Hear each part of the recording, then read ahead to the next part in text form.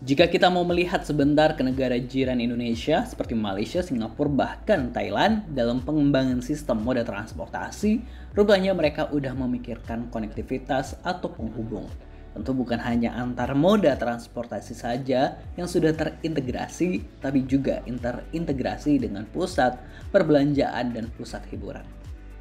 Di Singapura dan Malaysia banyak jalur bawah tanah dari MRT dan LRT yang sudah terhubung dengan pusat perbelanjaan, termasuk skybridge atau jembatan penghubung. Bangkok misalnya, skybridge-nya juga langsung terkoneksi dengan transportasi dan pusat perbelanjaan, seperti kita lihat di kawasan Siang.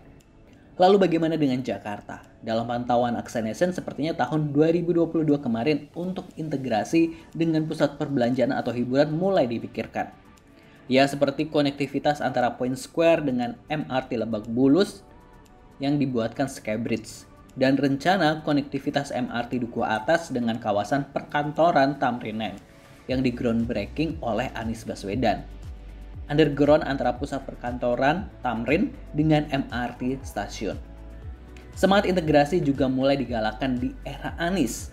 Dulu Transjakarta dan KRL misalnya yang jalan sendiri-sendiri. Kini titik transfernya sudah banyak yang dibenerin dan direvitalisasi, sehingga memudahkan para pengguna transportasi publik, para penumpang untuk berpindah antar moda transportasi. Sehingga ini yang diperlukan konektivitas integrasi.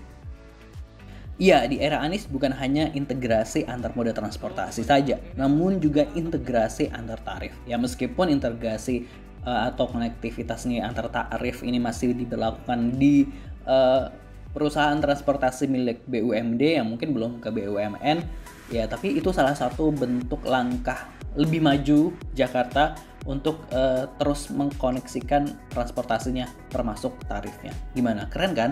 Keren. Nah, mudah-mudahan ini bisa berlanjut. Sedangkan di negara-negara sebelah kita, misalnya Malaysia, untuk tarif aja bisa menggunakan eKTP, sedangkan kita masih banyak kartu-kartunya.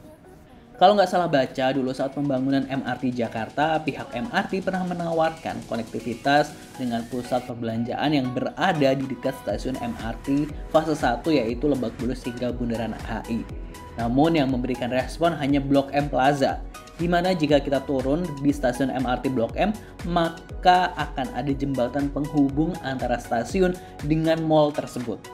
Jadi makin gampang, dampaknya sih mallnya ini kembali hidup, dengar-dengar. Nah, itu pentingnya integrasi, pentingnya konektivitas. Kalau kita lihat di stasiun MRT antara Lebak Bulus hingga Bundaran HI di 14 stasiun kalau nggak salah, nggak banyak. Malah bahkan nggak ada yang terkoneksi langsung dengan pusat perbelanjaan, padahal banyak sekali stasiun MRT yang dekat dengan pusat perbelanjaan. Misalnya stasiun Bundaran HI dengan Plaza Indonesia misalnya, terus stasiun Bundaran Senayan dengan Ratu Plaza, dengan FX Sudirman gitu. Seharusnya bisa dibuat koneksi underground dengan pihak-pihak tersebut, tapi rupanya di Jakarta belum ya. Tapi kalau kita berkaca ke negara-negara tetangga kita, ternyata itu sudah dilakukan. Wow, keren ya. Ternyata kita masih tertinggal. Jangan lupa subscribe Aksanation YouTube channel. Assalamualaikum.